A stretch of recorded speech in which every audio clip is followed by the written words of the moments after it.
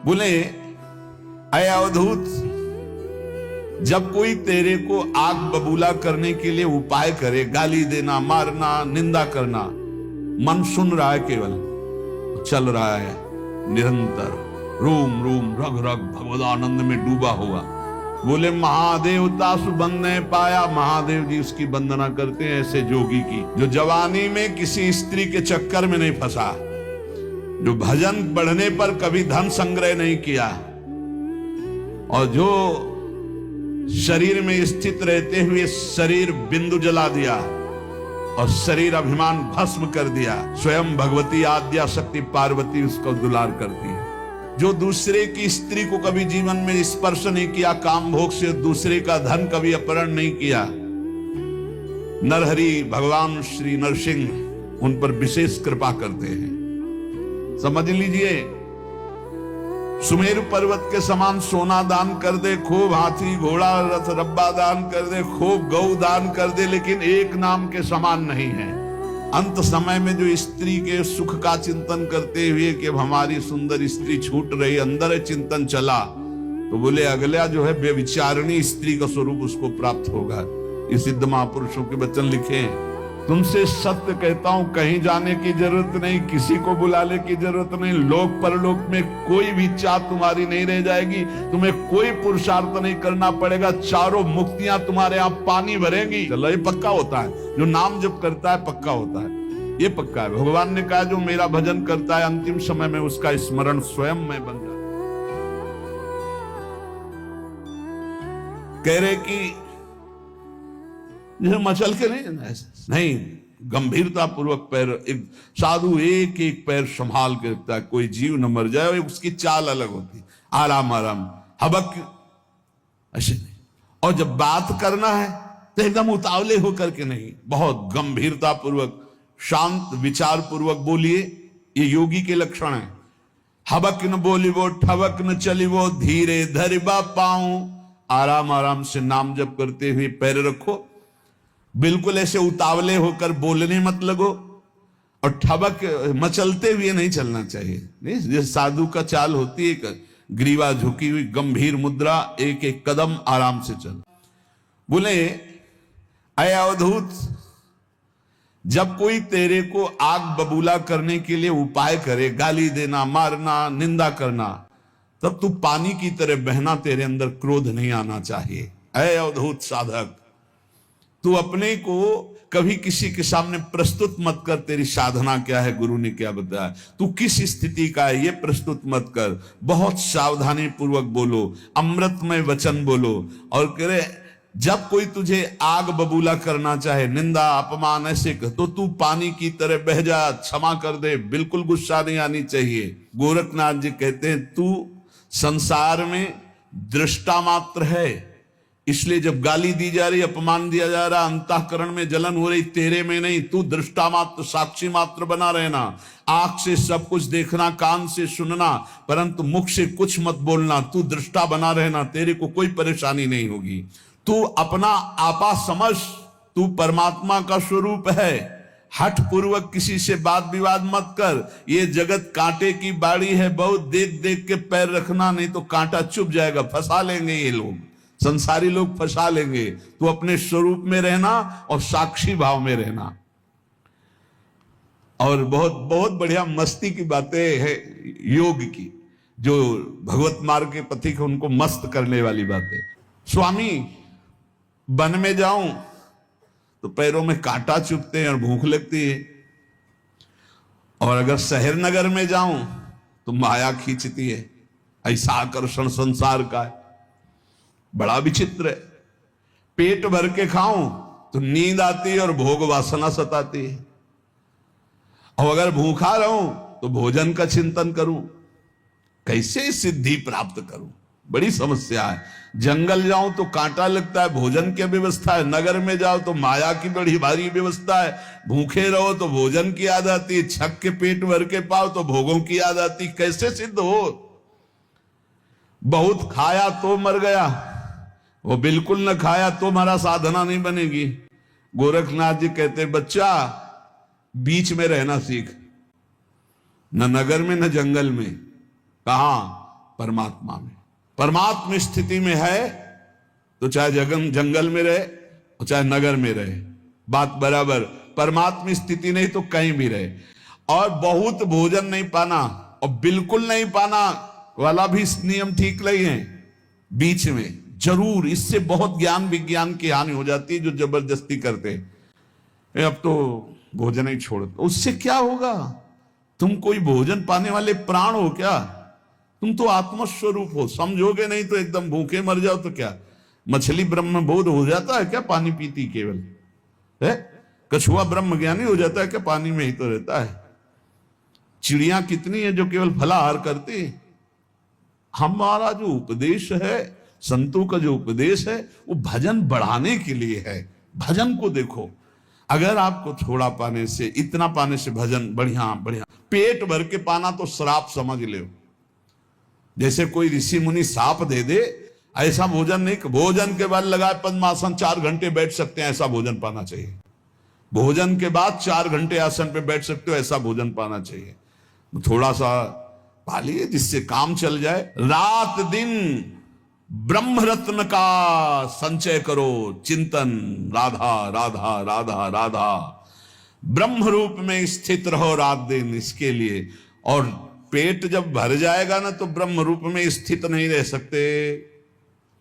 आप देख लो, पेट में वजन नहीं होना चाहिए तब भजन होगा, और जब पेट में वजन तो भजन में अरुचि हो जाएगी।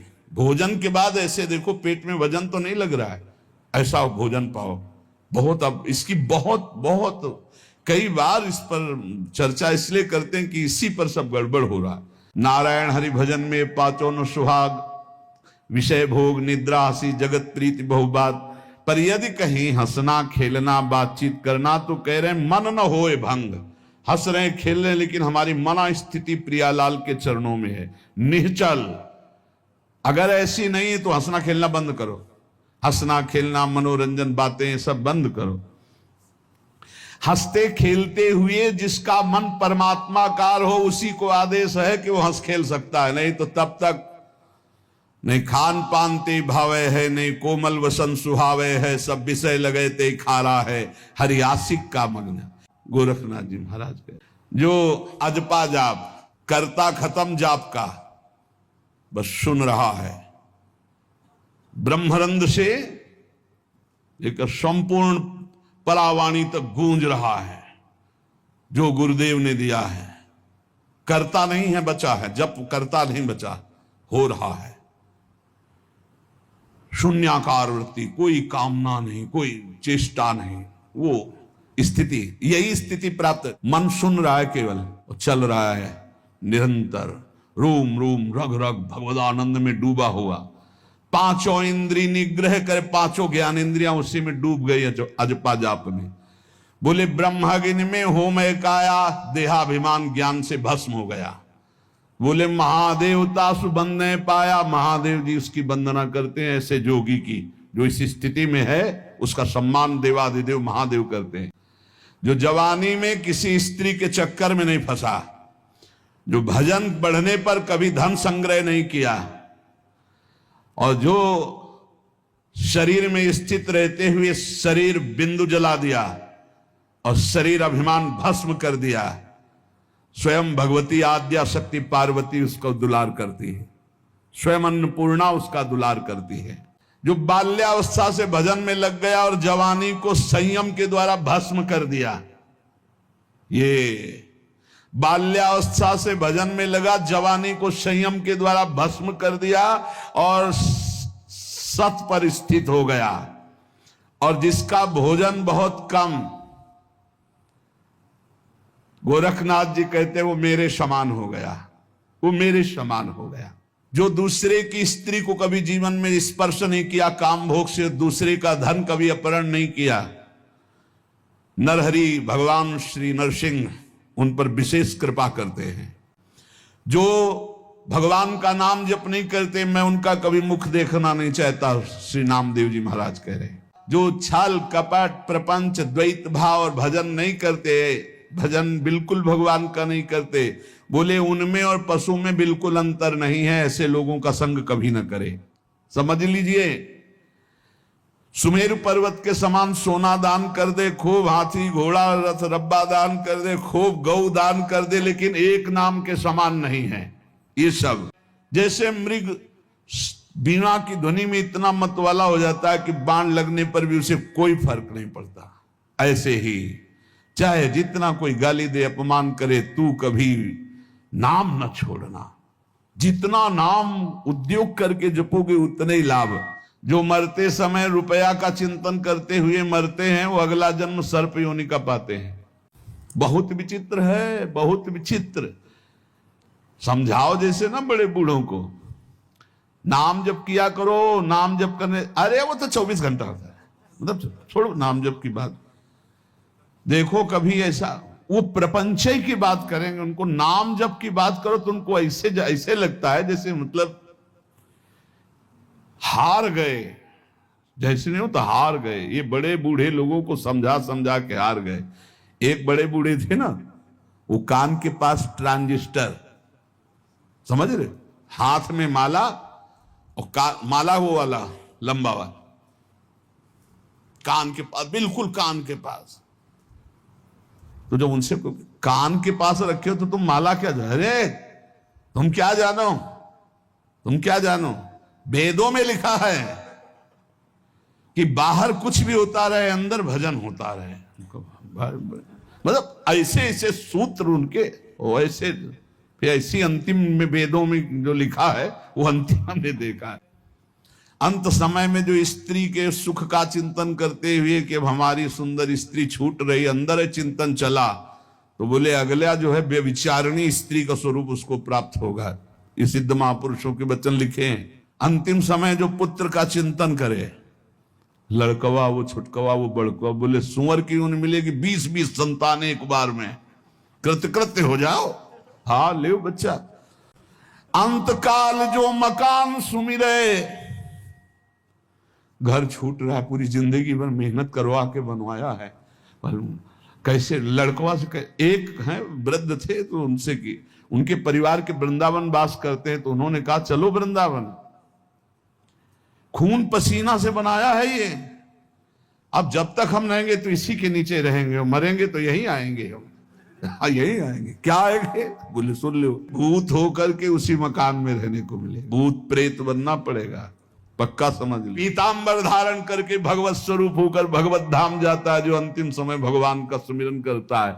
इसलिए हर समय नाम नाम। तुमसे सत्य कहता हूं, कहीं जाने की जरूरत नहीं, किसी को बुलाने की जरूरत नहीं, लोक परलोक में कोई भी चाह तुम्हारी नहीं रह जाएगी, तुम्हें कोई पुरुषार्थ नहीं करना पड़ेगा, चारों मुक्तियां तुम्हारे आप पानी भरेंगी यदि तू दैन्य होकर पुकार पांडुरंगा पांडुरंगा। कौन है पांडुरंगा जानते हो?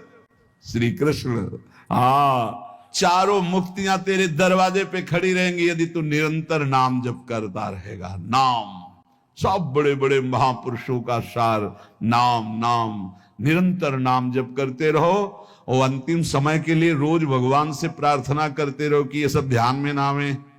अंतिम समय में आप ही ध्यान में आओ, सामने मंद मंद मुस्कुरा रहे हो, आपका स्मरण चल रहा है, ये पक्का होता है। जो नाम जप करता है पक्का होता है, ये पक्का है। भगवान ने कहा जो मेरा भजन करता है अंतिम समय में उसका स्मरण स्वयं मैं बन जाता हूं। इस बात पर विश्वास कर लो और निरंतर नाम जप करो, इसी जन्म में भगवत प्राप्ति हो जाए।